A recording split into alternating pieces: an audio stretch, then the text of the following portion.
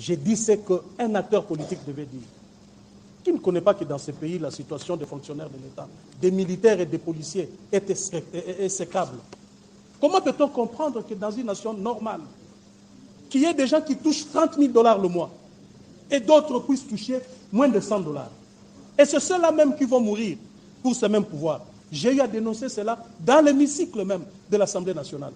J'ai trouvé ça inacceptable dans une société moderne.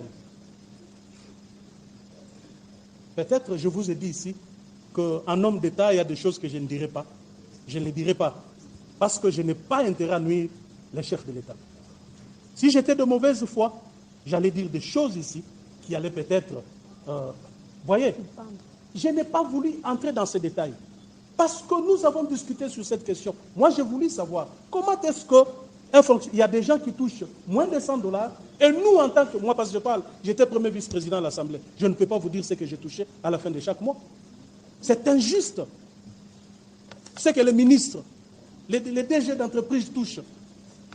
Mais ça devait révolter tout le monde. Parce que vous dites que le faux bruit de nature a révolté. Mais déjà, le fait lui-même est révoltant.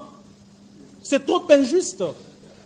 Ce n'est pas pour ça que nous nous sommes battus, moi et lui.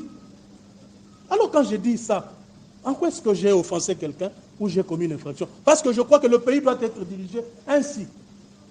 S'il y en a qui touchent 30 000 $ le mois, 100 000, 200 000 $ le mois, alors assurons-nous que le tout dernier a quelque chose à lui permettre de nourrir sa famille, payer la scolarité de ses enfants et vivre humainement, vivre comme un être humain.